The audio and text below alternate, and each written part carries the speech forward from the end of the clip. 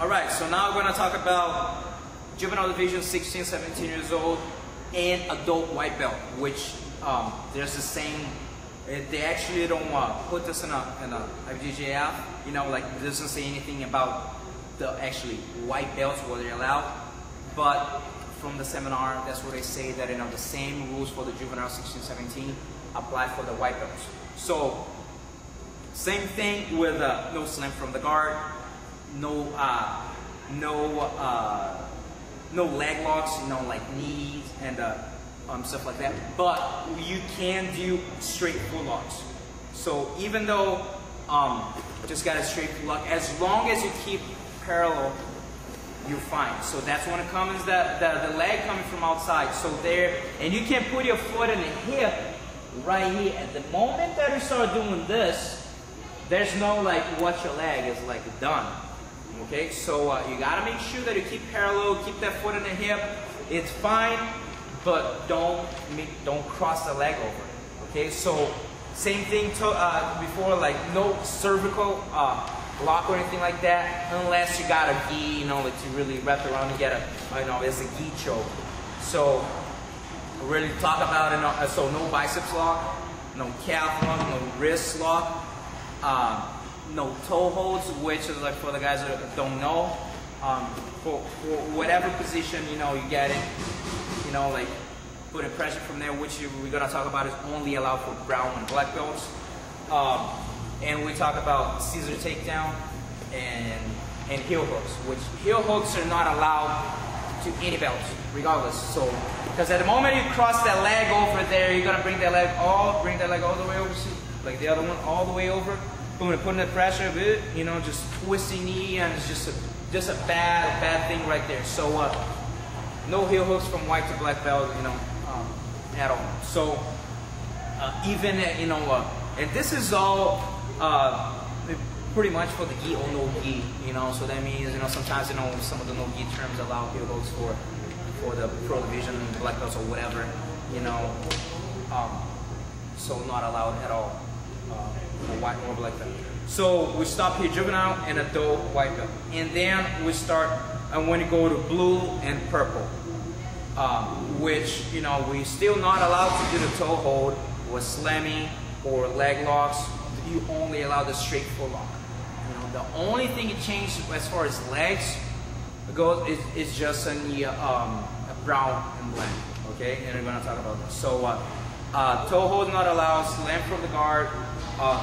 Any of the leg locks, cervical, biceps, calf locks, scissors, and heel hooks. So blue and purple. Now, brown and black belt, you know, is just a completely bad positions not allowed, which is, you know, slamming from the guard, cervical without an actual choke, scissor takedown, and heel hook.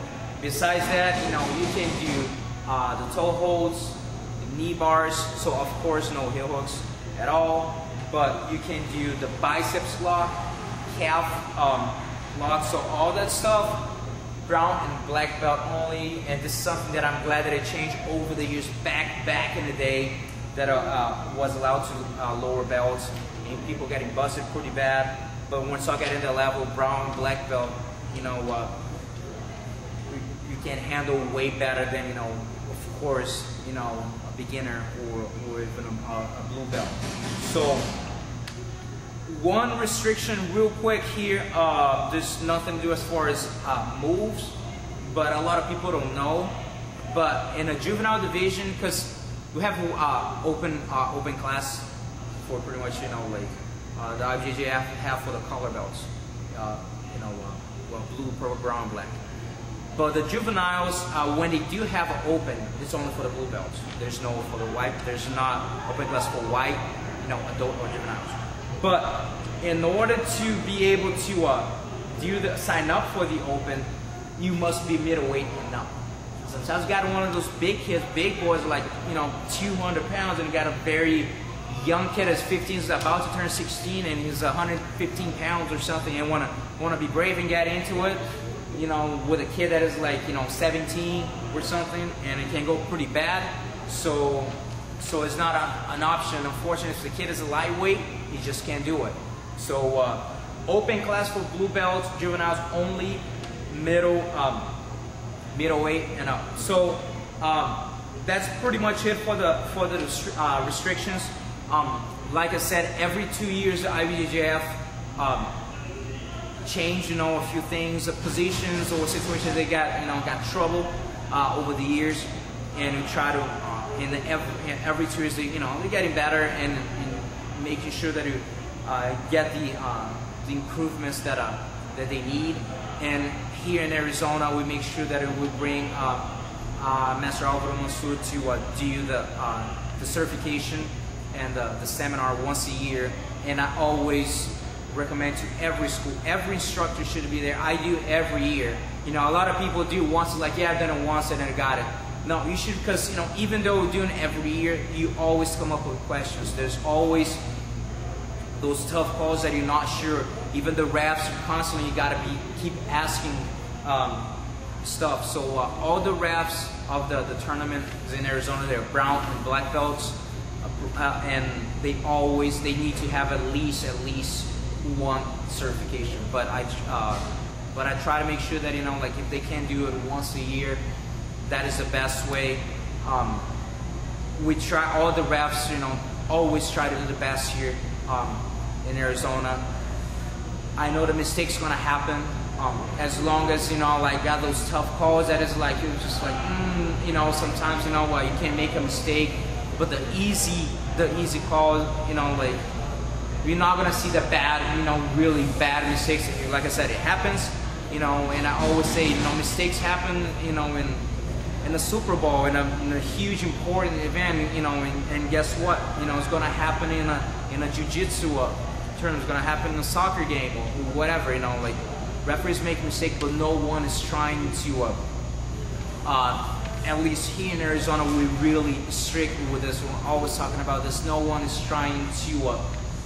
Because this is my student, this is that student. I'm gonna try to like hook him up and try to give. There's no such a thing with us here. I have 100% confidence in everyone that I put to ref, and I have plenty of like matches that I have, or maybe it's a Megaton student against one of my students, and Megaton is the ref. I not even need to look at it. I know that he's honest and he's gonna do his best. Like he's not gonna try to like get the win just because of his guy. He doesn't want his guy to win like that. Maybe I'm gonna have some some problems in other tournaments, but here in Arizona, if something like that happened, it could be from a mistake, but never from trying to benefit a school or another. Because if something happened like that here, they will not work for us again. So we always trying our best. So instructors and the public and everything, they gotta understand that everyone's doing their best here. And that's why we're doing this video, to try to educate people that, the best we can.